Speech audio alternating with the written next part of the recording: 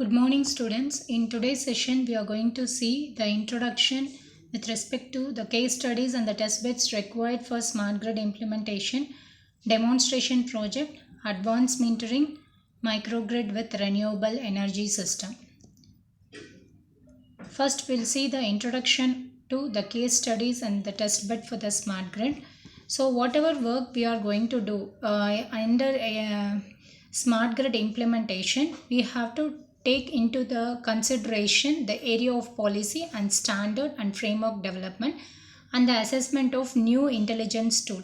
So, why it is required to understand the area of the policy, standard, framework development and assessment of the new intelligent tool in the sense in order to meet out the objectives of the smart grid. So the main objective of the smart grid is making your renewable energy resources integrating with the conventional resources to reduce the CO2 emission. We have to make that green energy. So with the financial support of the utilities and the government agencies, the work is primarily directed to the preparation of your smart grid environment and particularly in terms of retrofitting and increasing the efficiency of the grid. And hence the smart grid environment preparation for the smart grid environment and installing the smart grid environment requires the installation of WAM. WAM is nothing but wide area measurement technique, and a smart metering upgrade is also required as an additional area in which the utilities are committing the time and the resources.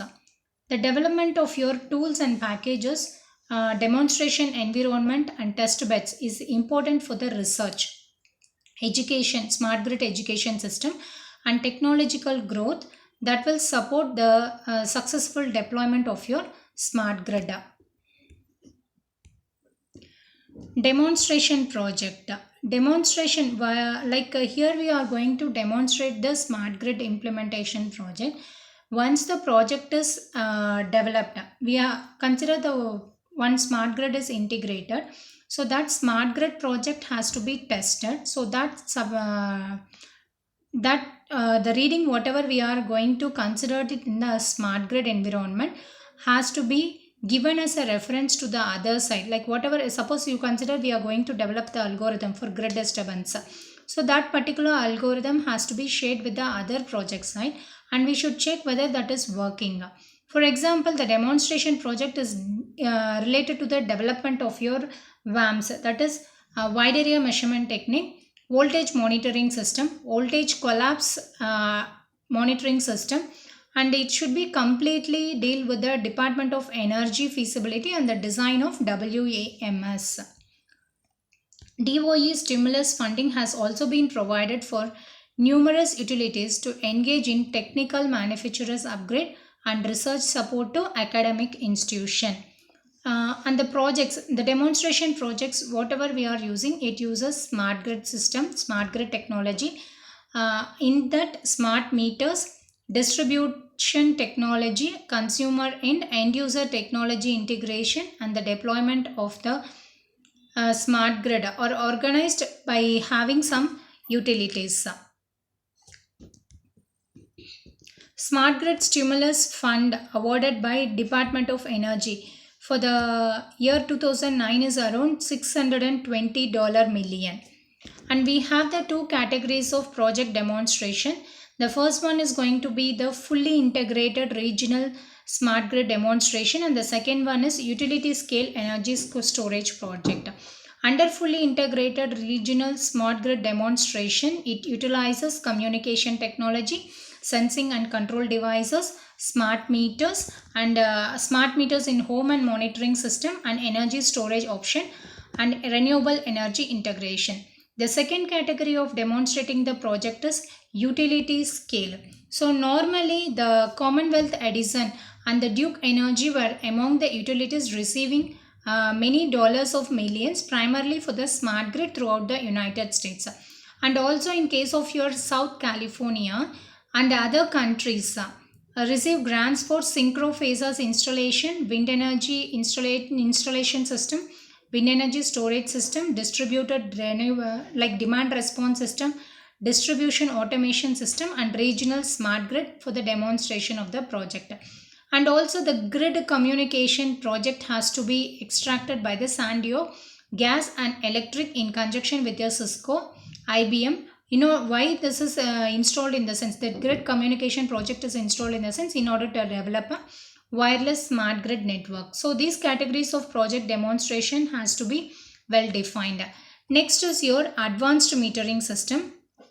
Advanced metering system, in the sense here we need to install the advanced metering infrastructure in smart grid to record the readings from time to time. So here the utilities such as Pepco are investing in the installation and integration of your smart meter.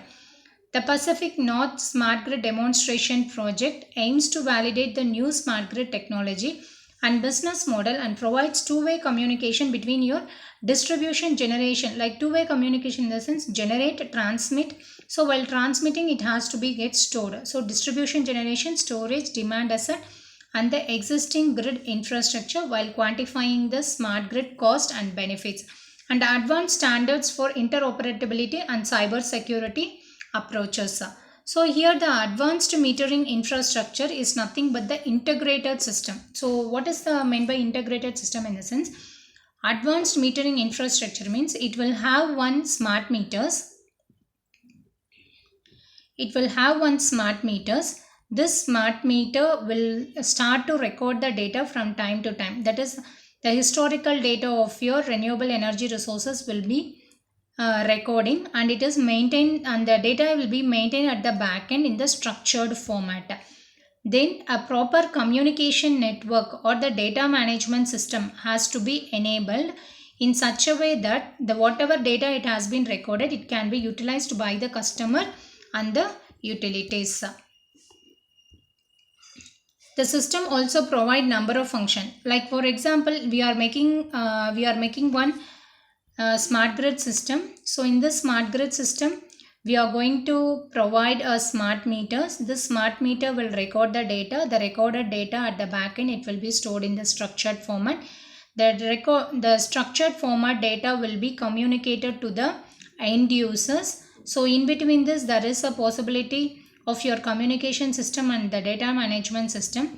Therefore, when the system is going to get communicated, a number of important functions which were not previously possible has to, like previously installed micro smart grid, it will be done manually, but whereas here it will be done automatically and remotely measured. Like everything, it is going to be automatic. Whatever we wanted to monitor, we can monitor it in the remote manner, and the services can be connected or disconnected depending upon the requirement, and we can detect the tampering and identifying and isolating the outages and monitoring the voltage.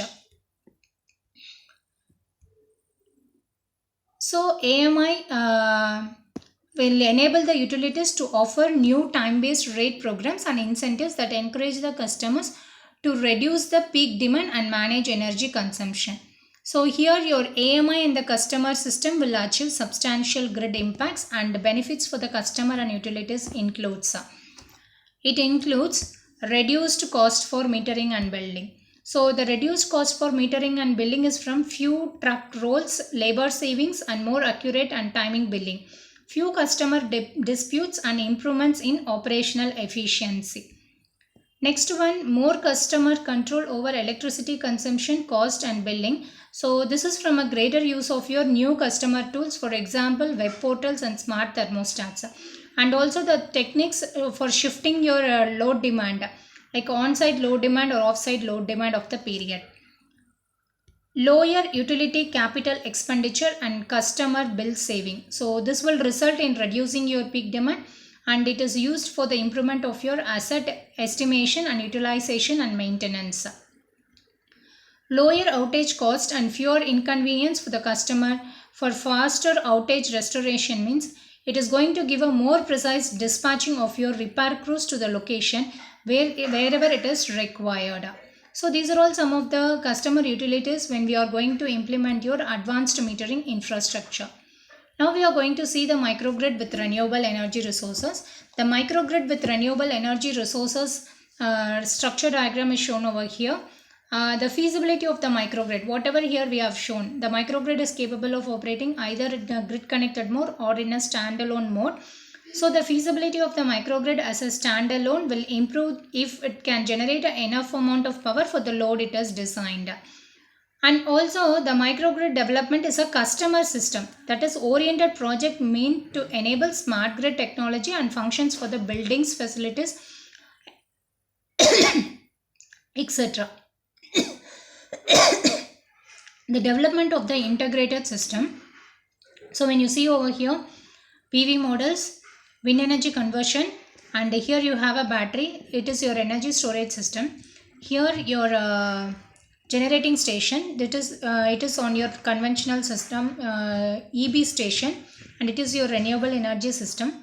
Here you have a battery storage system and you have a charge controller.